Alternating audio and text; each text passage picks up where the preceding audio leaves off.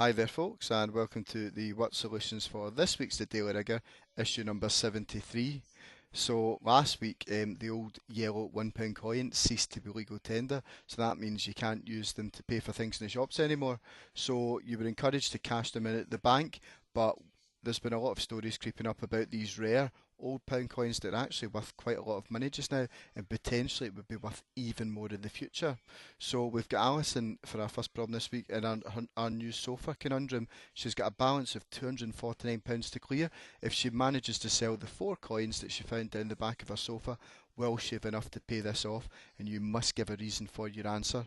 So first of all, obviously we're going to add up the amounts that she's hoping to get for each of the coins. So 95, 68, 57 and 15. If we add all them together, it comes to £235.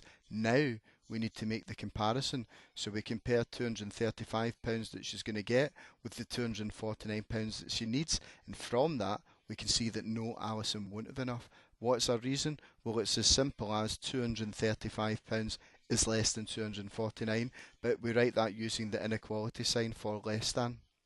Okay, so on to our next story from all the way from America, and we've got another one of these jobs where it's essential to have a maths degree if you want to apply. This time NASA are advertising for a planetary protection officer, very Men in Black as the picture suggests, and it's got a mammoth out of this world salary to go with it, $187,000 a year. And what we have to do in this question is we're given the exchange rate and we have to change this salary to pounds and pence.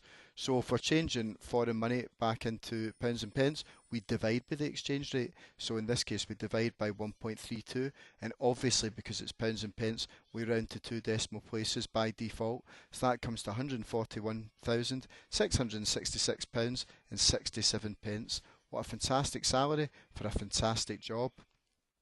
Okay, so on to our entertainment story now. So on Tuesday, 17th of October, director Ron Howard unveiled the official name of the untitled Han Solo project. He's decided to call it Solo, a Star Wars story. So this film is due to be released 220 days after the 17th of October. So on what date will the film be released in UK cinemas? So to help us maybe answer this, it's another one of these time interval questions. Here's the calendar for what's left in October.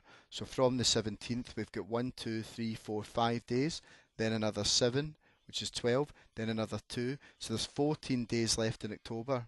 So there's 30 days in November, as the song reminds us. There's 31 in December, 31 in January. So we've now got February. Now, of course, this is February 2018, which isn't a leap year because there's no Olympic Games scheduled. So that would be 28 and not 29. So March is 31. And April is 30, again as the song reminds us.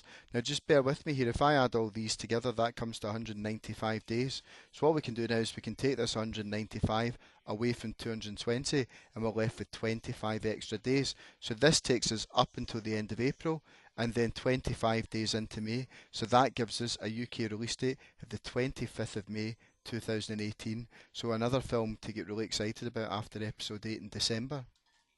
Okay, so our last story from the transport section, UK's worst motorway disruption revealed. So on average between September 2016 and August 2017 there were 3,700 traffic jams a day. So what's the total number of traffic jams in the UK over this period? So what we need to do is we need to multiply the average number of jams per day by the number of days in this interval, and in case you hadn't spotted, it is a year. Now because the February comes in 2017, again it's not a leap year, so we're multiplying by 365, not 366. That comes to 1,350,500 traffic jams. I wonder if you were stuck in any of them. Anyway, next part of the question, the worst traffic jam during this period, a 36-mile tailback, and it took cars 15 hours to pass through it. For goodness sake, I hope they had some extra USB ports to charge those phones to keep themselves occupied. So what was the average speed of the cars passing through this traffic jam? Well, of course, speed is distance divided by time. The distance is 36 miles.